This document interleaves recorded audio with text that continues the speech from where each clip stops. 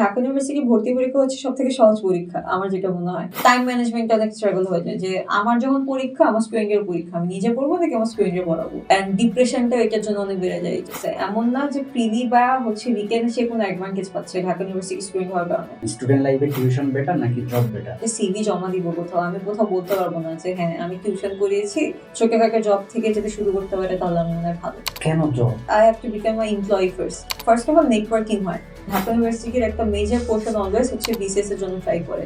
সরকারি জব আপনার একটা সিকিউরিটি আছে যেটা হচ্ছে প্রাইভেট সেক্টরে পাওয়া যায় না। তো এটা বলবো যে আমার ভার্সিটি আমাকে অনেক কিছু শিখিয়েছে। বর্তমানে কি নিয়ে ব্যস্ত আছেন? বর্তমানে আমি ঢাকা বিশ্ববিদ্যালয়ে এমবিএ করছি। আমার বিবিএ হচ্ছে ঢাকা ইউনিভার্সিটি থেকেই হয়েছে। আজকে in the department of management, university of Dhaka. তো আপাতত পড়াশোনা আর জব এইগুলা নিয়ে আমার জীবন যাচ্ছে বলা যায়। আর এই জিনিসগুলা কিভাবে ব্যালেন্স করব, কিভাবে চলতে পারলে ভালো হয়, এগুলো নিয়ে বাট ব্যস্ততার মধ্যে সময় চলে যায়, ভালো লাগে। নামই তো শোনা হইল না। স্বর্ণা, মায়েশা ইসলাম স্বর্ণা। অনেক সুন্দর নাম। স্বর্ণা বলতে স্বর্ণ থেকে স্বর্ণা? হ্যাঁ, স্বর্ণা থেকে স্বর্ণা। আমার নামটা আমার আম্মুই রেখেছিলেন। তো আম্মু আর কি স্বর্ণ থেকে স্বর্ণা, আম্মুর নাম এভাবেই। আম্মু এভাবে চিন্তা করে আমার জন্য আমার নামটা রেখেছিলেন আর কি। আপনার কি কখনো গ্রামে থাকা হয়েছে বা গ্রো আপটা হয়েছে? অ্যাকচুয়ালি তো আমার ঢাকাতেই আমি বড় হয়েছি। আমার থাকা অ্যান্ড সবকিছুই ঢাকাতেই। বাট হ্যাঁ, মাঝে, মাঝে গ্রামের দিকে যাওয়া হয়। ওইটাই। তাও রেগুলার বেসিসে যে যাওয়া হয় তা না। কারণ যেহেতু স্টুডেন্ট লাইফে ফার্স্ট ইয়ার থেকেই জব প্লাস পড়াশোনা সবকিছু একসাথে হ্যান্ডেল করে লাগতো। তো জবের পাশাপাশি গ্রামে যাবো বা ছুটি কাটাবো ওই সময়টা হয়ে ওঠে না। বাট এমন না যে আমি একদমই ব্রেক নিইনি। আমি ব্রেকও নিয়েছি মাঝে, মাঝে। তখন ঘোরাফেরা করেছি, গ্রামে গিয়েছি, ঢাকার বাইরে কোথাও ঘুরতে গেছি। এমন হয়েছে। বাট এমনিতে ওভারঅল বলা যায় যেহেতু ফার্স্ট ইয়ার থেকেই জবে ছিলাম। তো জব প্লাস ভার্সিটি সবকিছু ব্যালেন্স আউট করা লেগেছে আর কি। স্টুডেন্টরা টিউশনই করে। আপনি টিউশন বাদ দিয়ে কেন জবের প্রতি আপনার আগ্রহটা বাড়লো? আমার স্টার্টিংটা হয়েছিল টিউশন থেকেই। তো ওই টিউশন থেকে বলা যায় যে আমার জবের সেক্টরটা তো আমি চেয়েছি। লাইক যেহেতু আমি ভালো পড়াইতে পারি, ভালো বুঝাতে পারি, তো এই জিনিসটাকেই আমি ভাবলাম কি যে কাজে লাগানো যায় না কিনা। তো যখন ব্যাক ইন দ্য কোভিড, যখন করোনার সময় সবাই আমরা বাসায় ছিলাম, তখন তো টিউশন করে যাওয়া বা ওই জিনিসটা পসিবল ছিল না। তো তখন আমি অনলাইনে বিভিন্ন ধরনের কোর্সেস নিজের ক্লাসেস করি, বিভিন্ন ধরনের টাইম ম্যানেজমেন্ট শিখি, ডিজিটাল মার্কেটিং শিখি, এইচআর রিলেটেড কাজগুলো শিখি। তো ওগুলো শিখি প্লাস যেটা হয় যে ওই সময় আমি মানুষকে শিখানো শুরু করি। লাইক আমি ইংলিশে কথা বলা শেখানো শুরু করি। আমি I work in an edtech platform. তো সেখানে I work there as a course instructor. তো কোর্স ইনস্ট্রাক্টর হিসেবে কাজ করা শুরু করি। তো আমার ওই টিউশনের ধাপটা থেকে ওই জিনিসটাকে আরো কত, কত জায়গায় চ্যানেলাইজ করা যায় আমি ওইটাই চিন্তা করি। অ্যান্ড ঠিক সেভাবে তারপর আমি আগাই। তো আমি ফার্স্ট এরকমই করি যে আমি অনলাইনে ক্লাসেস নিয়ে বা অনলাইনে কোর্সেস সেল করে অনলাইনে আমি অ্যাকাউন্টিং পড়াইতাম, অনলাইনে আমি ফাইন্যান্স পড়াইতাম। তো ফাইন্যান্সিয়াল ম্যানেজমেন্ট শিখিয়েছি। তো এই জিনিসগুলো আমি করেছি। তো এই জিনিসগুলো আমি করতে পেরেছি এজন্যই কারণ আমার মনে হইলো যে আচ্ছা ঠিক আছে, টিউশন যদি আমি করেও থাকি, একটা জিনিস থেকে আমি আরো কোন, কোন সেক্টরে কাজটা করতে পারি। তো টিচিং প্রফেশনটা বা অনলাইনে কোর্স ইনস্ট্রাক্টর হিসেবে যে কাজগুলো এগুলো তারপর আমি করা শুরু করে দিই। স্টুডেন্ট লাইফে টিউশন বেটার নাকি জব বেটার? টিউশন যেটা হয় ভাইয়া, টিউশনটা ধরেন আমি করছি বা এটা আমার একটা শর্ট টার্মে আমার একটা আর্নিং সোর্স হিসেবে কাজ করছে, হুইচ ইজ গ্রেট। বাট আমি যদি সিভিতে আমি যদি যখন আমি গ্রাজুয়েট হয়ে যাওয়ার পর যখন আমি আমার একটা সিভি জমা দিব কোথাও, আমি কোথাও বলতে পারবো না যে হ্যাঁ আমি টিউশন করিয়েছি, এটা আমার এক্সপিরিয়েন্স। কারণ আমি যদি এইচআর ফর আমি ম্যানেজমেন্টে পড়ছি, সো আমি এইচআর সেক্টরে কাজ করার ট্রাই করবো বা সাপ্লাই চেইন ম্যানেজমেন্ট সেক্টরে কাজ করার ট্রাই করবো। এইচআর পজিশনের জন্য নিচ্ছি আমি, এই টিউশনের আপনার এই জিনিসটা আমার কিভাবে কাজে দিবে। এক্ষেত্রে আমি বলবো কি যে একটু যদি জবের এক্সপিরিয়েন্স গুলো নেওয়া যায় ফ্রম দ্য ভেরি বিগিনিং, তাহলে এটা অনেক বড় কম্পিটিটিভ অ্যাডভান্টেজ হিসেবে কাজ করে। পার্ট টাইম জব হতে পারে, অনলাইন কোনো জব হতে পারে, যেগুলো ধরেন আপনার সিভিটাকে একটু এলিভেট করতে হেল্প করবে বা ভলান্টিয়ারিং ওয়ার্ক হইতে পারে। স্টুডেন্ট লাইফে তো আমরা সবাই কম বেশি ভলান্টিয়ারিং কাজগুলো করে থাকি। তো ওই ভলান্টিয়ারিং ওয়ার্ক গুলো সিভিতে অ্যাড করা যেতে পারে বা ভলান্টিয়ারিং ওয়ার্ক গুলো আমি অ্যাজ এক্সপিরিয়েন্স দেখাতে পারি। বাট আমি জাস্ট টিউশন করেছি বা এই জিনিসটা করেছি এতটুকু সবসময় ইন দ্য লং রান ভালো কোনো একটা আউটকাম আনতে পারে না। হয়তো টিচিং সেক্টরটার ক্ষেত্রে হেল্প করতে পারে, বাট অন্যান্য কোনো সেক্টরের জন্য যদি কেউ যেতে চায় সেক্ষেত্রে আমি বলবো যে ছোটখাটো জব থেকে যদি শুরু করতে পারে তাহলে আমার মনে হয় ভালো। কেন জব, অন্য কিছু কেন নয়? অন্য কিছু হতে পারে, যেমন ইন দ্য লং রান আমার ইচ্ছা আছে যে আমার নিজের একটা বিজনেস থাকবে, I want to be an entrepreneur, but এইটা হওয়ার জন্য আমার before I become a employer I have to become a employee first. So আমার আগে নিজের কাজ শিখতে হবে, বুঝতে হবে, আমার ওদের সাইকোলজি বুঝতে হবে। জব করলে যেটা হয়, ফার্স্ট অফ অল নেটওয়ার্কিং হয়, সেকেন্ডলি আপনার কাজ শিখা হয়ে যায়, থার্ড অফ অল আপনি একটা ওয়ার্ক এনভায়রনমেন্ট পান বা আপনি একটা জায়গার কালচার সম্পর্কে জানতে পারেন। তখন আপনি নিজেও বুঝতে পারেন যে আচ্ছা ঠিক আছে, ইন দ্য লং রান যদি আমি একটা কোম্পানি চালাতে চাই তাহলে কি আমি এই ধরনের কালচারই হচ্ছে এখানে রাখবো, নাকি আমি হচ্ছে কেমন একটা বেটার কালচার হচ্ছে রাখতে পারি। সো সেলফ ইমপ্রুভমেন্টের জায়গা আছে।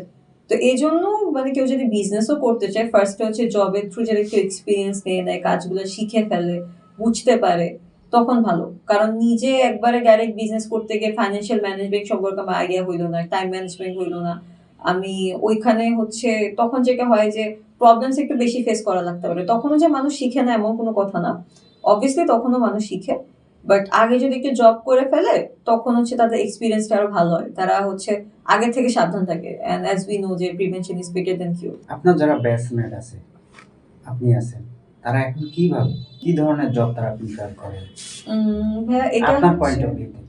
হ্যাঁ, এইটা হচ্ছে একেকজনের সাইকোলজি একেকভাবে ডিপেন্ড করে। আবার অনেকে মনে করে যাচ্ছে ঠিক আছে একটা বিজনেস করবো। কে কোন ধরনের জিনিস খেতে কমফোর্টেবল বা কে হচ্ছে কোন ধরনের এইম রাখতেছে সেটা হচ্ছে ইম্পর্টেন্ট। যেমন কম্পিটিটিভ এক্সাম হিসেবে যদি আমি বলি যে বিসিএস এর কথাটাই যদি বলি, যে ঢাকা ইউনিভার্সিটির একটা মেজর পোর্শন অলওয়েজ হচ্ছে বিসিএস এর জন্য ট্রাই করে বা সরকারি জবগুলোর জন্য ট্রাই করে।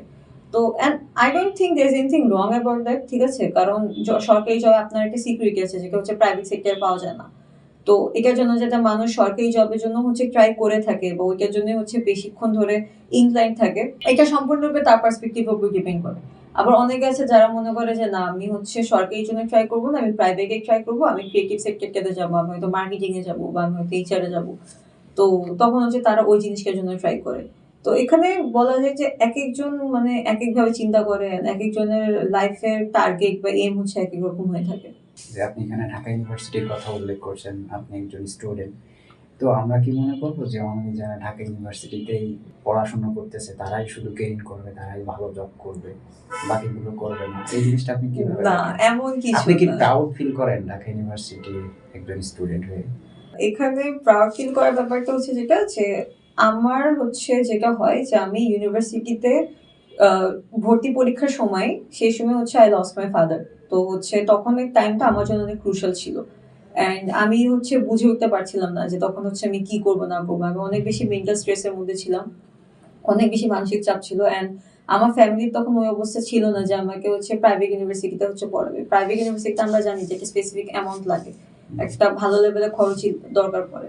তো ওই অবস্থাটাও ছিল না। তো মানে বলা যায় যে আমি ভার্সিটিতে চান্স পাওয়ার জন্য একটা স্পেসিফিক লেভেলের স্ট্রাগল আমার করা লেগেছে। অ্যান্ড ঢাকা ইউনিভার্সিটিতে হচ্ছে যারা চান্স পায় বা একটা কম্পিটিটিভ এক্সাম ক্র্যাক করে তাদের একটা আলাদা লেভেলের কনফিডেন্স বিল্ড আপ হয়ে যায়। আই ওন্ট সে যে আমি প্রাউড ফিল করি আমি ঢাকা ইউনিভার্সিটিতে হচ্ছে পেয়েছি বা কিছু, বাট আমি এটা বলবো যে আমার ভার্সিটি আমাকে অনেক কিছু শিখিয়েছে, সেক্ষেত্রে I am really grateful. And যেটা হচ্ছে moving on to year second question, যে জাস্ট ঢাকা ইউনিভার্সিটি স্টুডেন্টসরা পারেনি, কিন্তু না, এমন কিছু না। ঢাকা ইউনিভার্সিটির বাইরে অন্যান্য ইউনিভার্সিটি, নর্থ সাউথ হোক, ব্র্যাক হোক, ডেফোডিল হোক, অন্যান্য অনেক প্রাইভেট ইউনিভার্সিটি হোক, ন্যাশনাল ইউনিভার্সিটি হোক, সবাই সবার সাইডের থেকে ভালো করছে। At the end of the day তোমার নিজের স্ট্রাগলই হচ্ছে তোমার নিজের। ইট ডাজন্ট ম্যাটার যে তুমি কোন ইউনিভার্সিটি থেকে আসতেছো। কোম্পানিজে যখন হচ্ছে মানে হচ্ছে সিভি যায় বা রিক্রুট করে, তারা ইউনিভার্সিটিজের থেকে বেশি এখন দেখে যে তার স্কিলস কতটুকু, তার এক্সপিরিয়েন্স কতটুকু, সে কতটুকু হচ্ছে কাজ করতে পেরেছে, সে কতটুকু হচ্ছে কাজ শিখেছে, তার ইউনিভার্সিটি থেকে সে কতটুকু অ্যাডাপ্ট করতে পেরেছে জিনিসপত্রগুলো। এই জিনিসগুলো হচ্ছে এখন বেশি ম্যাটার করে। আমরা সিভি সর্ট আউট করি, তখন যদি আমরা দেখি স্পেসিফিক কিছু নাম, তো সেইগুলো কিন্তু আমরা একটু বেশি অগ্রাধিকার দিয়ে থাকি। আপনার কাছে যদি অপশন দেওয়া হইতো, এখন যদি আপনার ফিলিংসটা শেয়ার করেন, ঢাকা ইউনিভার্সিটি আর যে কোনো একটা প্রাইভেট ইউনিভার্সিটি পশ লেভেলের আর কি, তো আপনি কোনটা নিতেন? আমি ইউনিভার্সিটি দেখতামই না। আমি হচ্ছে তাদের ইউনিভার্সিটি বাদে সে মানুষটা হচ্ছে কেমন, তার ইন্টারভিউ নিতাম। তার ইন্টারভিউ নেওয়ার পর তো আমি বুঝতে পারতাম যে কেমন হচ্ছে। And যদি হচ্ছে তার আগের স্টেপটা বলি, সিভিটা তো আমার কাছে আসতেছে। সিভিতে তো জাস্ট ভার্সিটি যে মেনশন থাকবে তা না, তার অন্যান্য স্কিলস কোয়ালিটিসও মেনশন থাকবে। আমার জব রিকোয়ারমেন্টের সাথে যদি হচ্ছে ওই সিভিজ এর কোয়ালিফিকেশন গুলো ম্যাচ করে দেন, আমি সেই অনুযায়ী হচ্ছে নিব।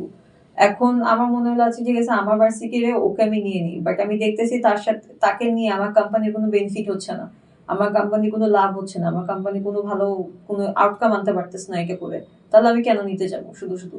এর থেকে ভালো হয় যার যে ছেলেতে পজিশনকে ডিজার্ভ করে, যার রিজিকে ওইটা আছে, সে হচ্ছে ওই জিনিসকে যেতে পারে। ইউনিভার্সিটি থেকে বিলং করে এবং তারা সেখানে একটু বেনিফিট পায়, অ্যাডভান্টেজ পায়, এটা আপনি কি মনে করেন? বেনিফিট পায় বা অ্যাডভান্টেজ পায়, যদি ভাই আমি আপনার কথাটা ধরেও থাকি যে বেনিফিট পায় বা অ্যাডভান্টেজ পায়, সে বেনিফিটটা পাওয়ার আগে বিসিএস তো এমন না যে সাথে সাথে হয়ে যায়, প্রিলি রিটেন তারপর হচ্ছে ভাইবা ওই পর্যন্ত হচ্ছে যেতে পারে, ঠিক আছে? তো তার আগে সে কিন্তু প্রিলি এন্ড রিটেনে নিজের কম্পিটিটিভনেসটা বা হচ্ছে নিজের যোগ্যতাকে সে প্রুভ করে আসতেছে। এমন না যে প্রিলি বা হচ্ছে রিটেনে সে কোনো অ্যাডভান্টেজ পাচ্ছে ঢাকা ইউনিভার্সিটি স্টুডেন্ট হওয়ার কারণে।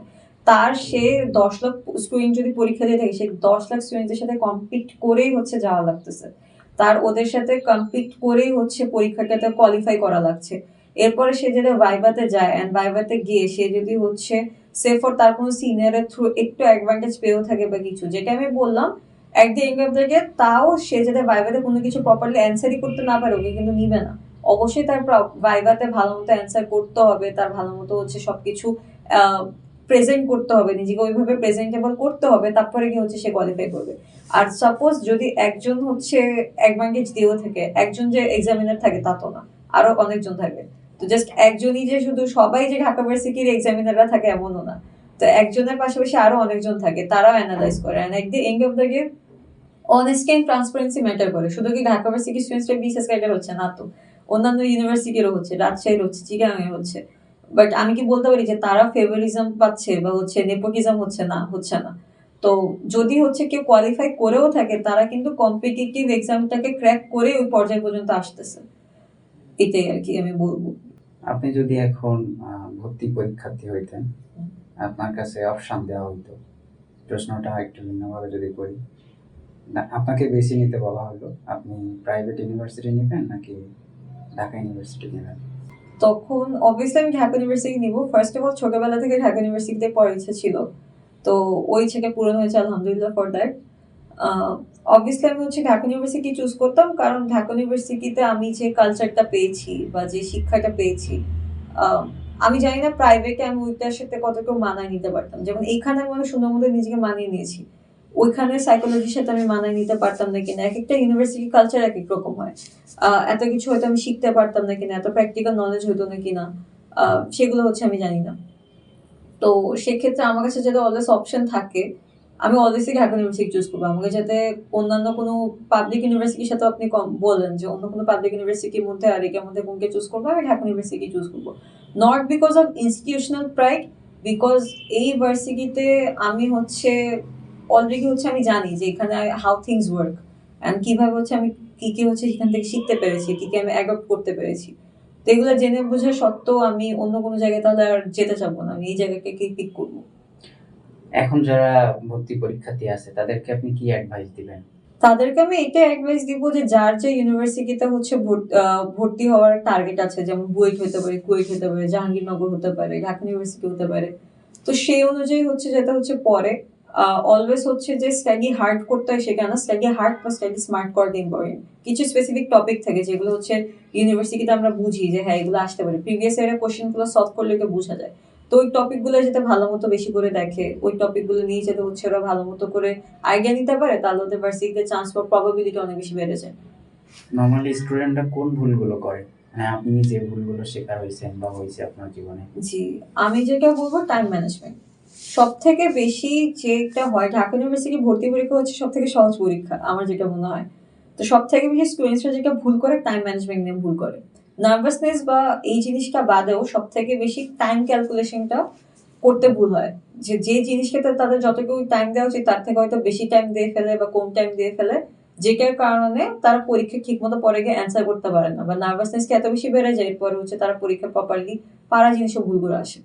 তো সেই ক্ষেত্রে আমি বলবো যে time management is very important, and time management just ইউনিভার্সিটিতে যে ভর্তি হওয়ার জন্য ইম্পর্টেন্ট শুধু তা না, আরো যত কিছু আছে মানে বিট হচ্ছে যদি আমি বলি যে আমি জব করার পাশাপাশি হচ্ছে ভার্সিটি পড়াশোনাটাকে মেনটেন করেছি, কিভাবে মেনটেন করতে পেরেছি? Because of time management. So time management is a very important skill, যেটা আমার মনে হয় যে ছোটবেলা থেকেই প্রত্যেকটা মানুষের মধ্যে অ্যাডাপ্ট করা উচিত, সে ইউনিভার্সিটি স্টুডেন্ট হোক বা যেই হোক।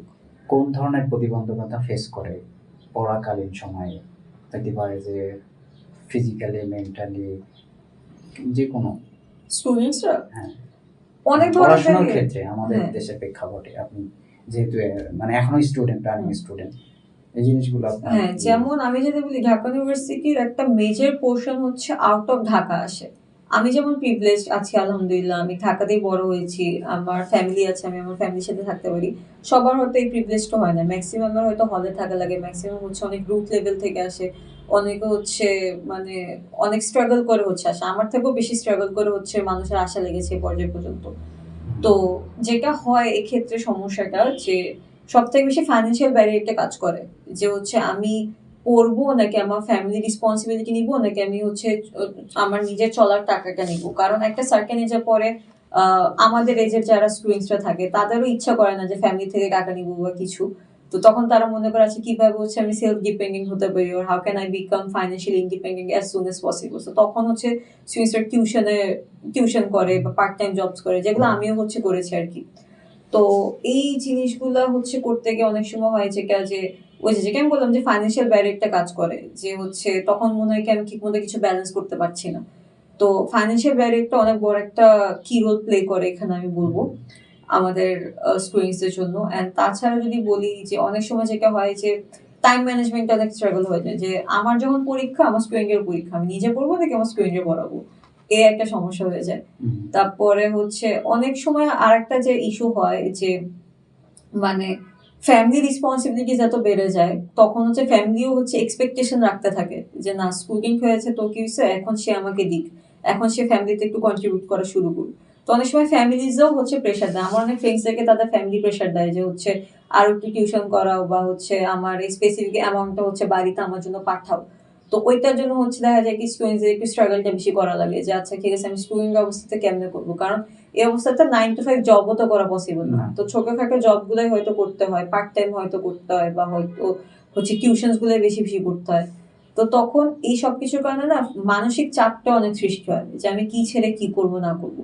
অ্যান্ড ডিপ্রেশনটা এটার জন্য অনেক বেড়ে যায়, যেমন ইউনিভার্সিটি স্টুডেন্টসদের মধ্যে ডিপ্রেশনের রেটটা সব থেকে বেশি অন্যান্য জায়গাগুলো থেকে। এখন আপনার ফ্যামিলি হুম। জব এবং টিউশন এই জিনিসটা কিভাবে দেখে আপনার ক্ষেত্রে?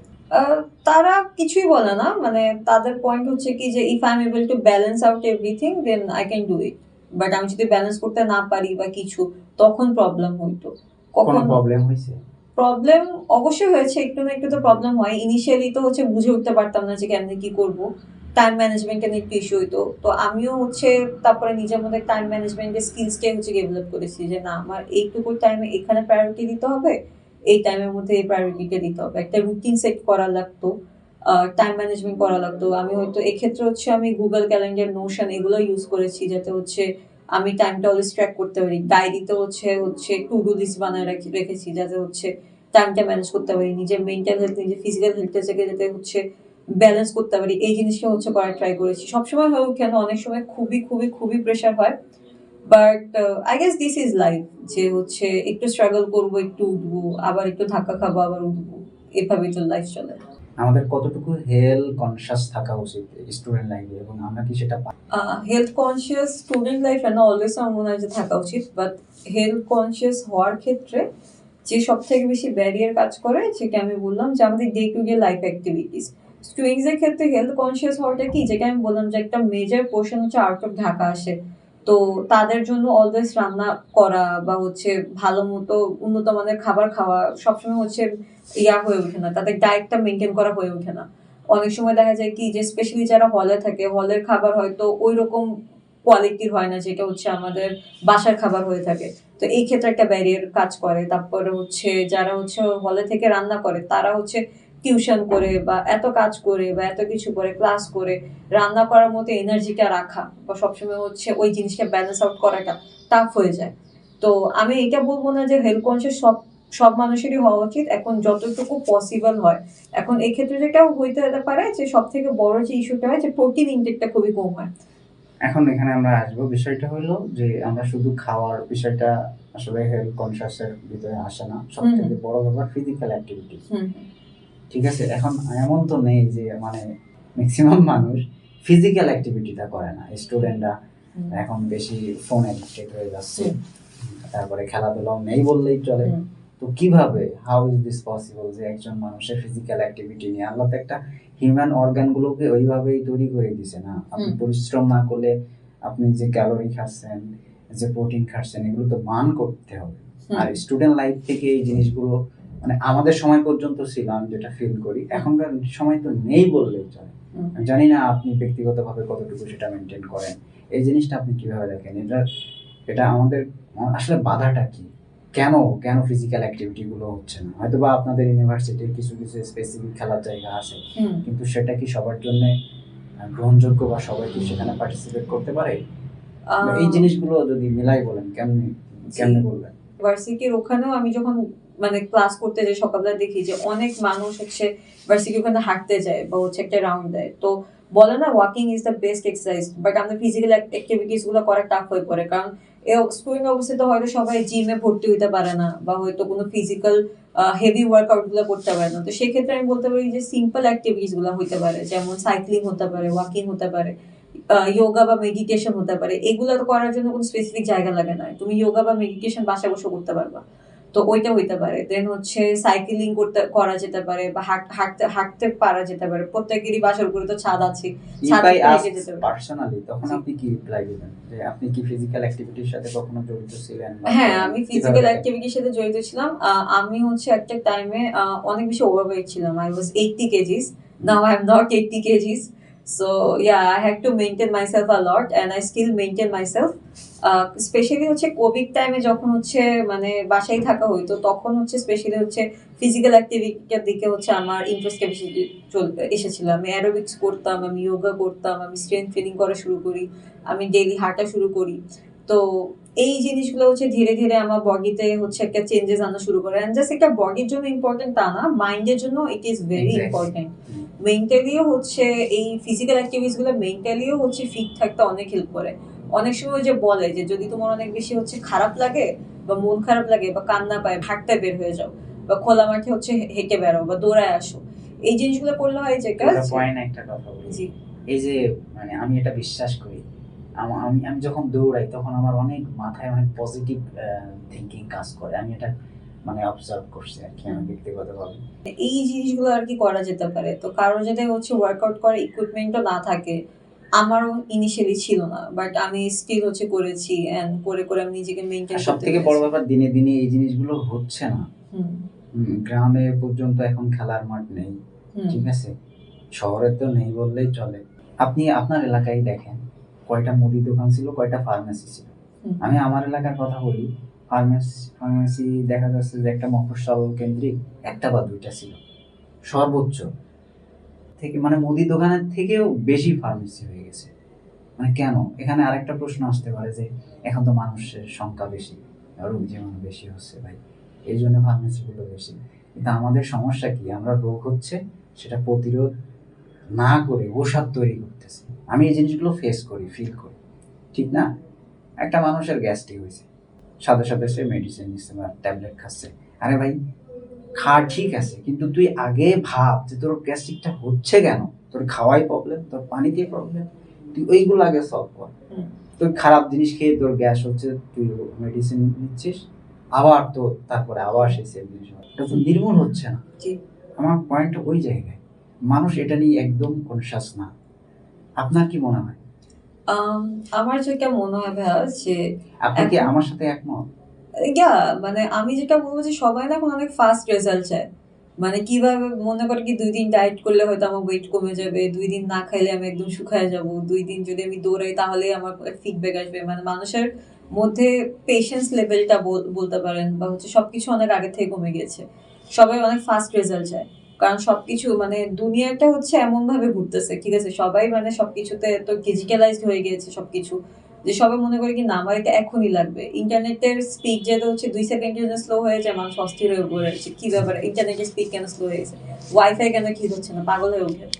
তো মানে এই অস্থিরতাটা থেকে হচ্ছে যাতে হচ্ছে নিজেকে কিওর করার লাগে বা হচ্ছে একটু বেটার ফিডব্যাক যদি পাইতে হয়, আমি বলব যে সেক্ষেত্রে যোগা বা মেডিটেশন খুবই হেল্প করে। এই জিনিসটা হচ্ছে অনেক মেন্টালি রিল্যাক্স হতে, পেশেন্স গ্যাদার করতে অ্যান্ড কামনেসটা হচ্ছে নিজের মধ্যে ক্রিয়েট করতে অনেক বেশি হেল্প করে। তখন হচ্ছে ধীরে, ধীরে আই গেস মানুষের এই মেন্টালিটিটা চেঞ্জ হবে। অ্যান্ড যেটা আপনি বললেন যে, আমি যেটা বললাম আগে যে food, diet is also very important. Like আমাদের ওয়েট লস জার্নি বলেন বা সবকিছুতে হচ্ছে আমাদের 70% ডায়েট থেকে 30% ওয়ার্কআউট থাকে। বাট এই জিনিসটাকে হচ্ছে মানুষ হয়তো ব্যালেন্স করতে পারে না। হয়তো ফিজিক্যাল অ্যাক্টিভিটি একদমই হচ্ছে না, অথবা হচ্ছে ডায়েট করতে গেলেও যে ভালো মতো মেনটেন করতে পারে না। তারপরে সাথে, সাথে ওষুধ নিয়ে নেয়, আপনি যেটা বললেন যে ঠিক হইতে না হইতে হচ্ছে ওষুধ খেয়ে ফেলছে। তো এগুলো অবভিয়াসলি একটা বাজে ইমপ্যাক্ট ফেলে বডির উপরে। কোনো না কোনোভাবে। যেকোনো মেডিসিনই কোনো না কোনোভাবে একটা সাইড এফেক্ট দিবেই। মেডিসিনস হচ্ছে মানে এরকম হয়েই থাকবে। তো সেটার জন্য হচ্ছে মানুষের যতটুকু পসিবল হয় যে কনসিয়াস হইতে হবে এই বিষয়গুলো নিয়ে। যতটা পসিবল। এখন সবাই লেট নাইট ঘুমায়। হুম। আপনার জেনারেশন, আমার জেনারেশনও বলা যায়। সেটা কি মনে করেন? এটা ব্যক্তিগত ক্ষেত্রে হোক বা সব ক্ষেত্রে? পজিটিভ বলতে কি যে অবভিয়াসলি মানে সায়েন্স তো এটাই বলে যে যতটা ভালো মতো যদি হচ্ছে তুমি ঘুমাইতে পারেন, তোমার স্লিপ সাইকেলটা ঠিক করাটা is very important. Sleep cycle ঠিক না থাকলে মানুষের মানে মেন্টালি খুবই ডিস্টর্টেড থাকে। তো আমার যেটা মনে হয় যে ডেইলি মিনিমাম 8 ঘন্টার তো একটা ঘুম দরকারি। এবং এখন সেটা রাতে হইতে হবে। হ্যাঁ, নট দিনের এটা বেলায় 8 এক্সাক্টলি ঘন্টা। রাতে হইতে হবে। এখন ওই জিনিসটা কে কিভাবে ম্যানেজ করে এটা আসলে সম্পূর্ণরূপে তার পার্সপেক্টিভ এর উপর ডিপেন্ড করে। এখন অনেকে হচ্ছে নাইট শিফটে সাপোজ জব করে, তো তাদের হচ্ছে নাইট শিফটে ঘুমানোর কোনো ওয়ে নাই, তাদের ডে শিফটেই হচ্ছে তারা ঘুমাইতে বাধ্য। আমি তাকে ফোর্স করতে পারি না যে না তুমি তোমার জব ছেড়ে তুমি হচ্ছে এখানে এখন ঘুমাও, তাই না? তো এক একজনের লাইফের স্ট্রাগলটা বা স্টোরিকের উপর ডিপেন্ড করে হচ্ছে এই জিনিসগুলো আর কি হয়। বাট যেটা হয় যে যেটা আমি বলবো যে তুমি নিজে যাতে ভালো না থাকতে পারো, নিজেকে যাতে ভালো না রাখতে পারো, তুমি তোমার আশেপাশে মানুষকেও ভালো রাখতে পারবে না। কারণ একটা এনার্জি তো রিলিজ হয়। তুমি নিজে পজিটিভ থাকবা, মানুষ আশেপাশে তোমার পজিটিভ একটা এনার্জি পাবে। তুমি নেগেটিভ থাকবা, মানুষ তোমার থেকে একটা নেগেটিভ ভাইব পাবে। তো নিজের ভালো থাকাটা ইজ ভেরি ইম্পর্টেন্ট। এখন সেটা তুমি কিভাবে ভালো থাকতেছো বা কি করলে তোমার মনে হয় তুমি ভালো থাকবা, that's up to you. Obviously একটা পজিটিভ ওয়েতে হইতে হবে। আমাদের দেশে স্টুডেন্টরা যেভাবে ক্যারিয়ার নিয়ে, পড়াশোনা নিয়ে যতটা কনসিয়াস থাকে, তারা ফিজিক্যাল ব্যাপারটা নিয়ে মানে হেলথ নিয়ে অতটা কনসিয়াস থাকে না। এই ক্ষেত্রে ভাইয়া আপনি যেটা বললেন, আমি যেটা বলবো যে one of the main causes হচ্ছে এখানে সোসাইটাল এক্সপেকটেশনস অ্যান্ড প্রেশার। আপনাকে একটা স্টুডেন্টকে হচ্ছে ছোটবেলা থেকে বা শুরু থেকে পড়াশোনা নিয়ে যতটা হচ্ছে প্রেশার দেওয়া হয়, পড়াশোনাতে ভালো করার জন্য যতটা হচ্ছে প্রেশার দেয়, তারা কখনো তার ফিজিক্যাল হেলথ ঠিক রাখার জন্য, মেন্টাল হেলথ ঠিক রাখার জন্য কিন্তু প্রেশার দেওয়া না। কখনো বলে না যে হচ্ছে ঠিক আছে তুমি তো ফিজিক্যাল হেলথটা ঠিক করো, মেন্টাল হেলথটা ঠিক করো, বলে কি যে তুমি যেভাবে হোক তুমি চাকরি খুঁজো, তুমি যেভাবে হোক একটা জব খুঁজো। হ্যাঁ। তো যখন একটা মানুষ বারবার একই জিনিস বারবার শুনে বা একই কথাটাকে তার ব্রেনে সিগন্যাল হিসেবে দেওয়া হয়, ব্রেন ওইটাকে ক্যাচ করবে। যদি হচ্ছে মানুষকে বলা হতো যে তুমি ফিজিক্যাল হেলথটা ঠিক রাখো, তুমি শরীরটা ঠিক রাখো, তুমি ব্যালেন্স আউট করার ট্রাই করো, তুমি জবের এত প্রেশার নিও না, আগে এই জিনিসটা ঠিক করো, নিজের শরীরটাকে ঠিক করো, তাহলে হয়তো ব্রেনে সিগন্যালটা ওইভাবেই যাইতো। বাট যেহেতু শুরু থেকেই মানে স্টুডেন্টসদেরকে পড়ালেখা নিয়ে প্রেশার দেওয়া হয়, এগুলো নিয়ে এত বেশি প্রেশার দেওয়া হয়, এই জন্য হচ্ছে এই জিনিসটা নিয়ে হচ্ছে এমন হয়। আর আরেকটা ব্যাপার যেটা হচ্ছে ছোটবেলা থেকে অনেকে হচ্ছে বুলিং এর শিকার হয়, বডি শেমিং এর শিকার হয়।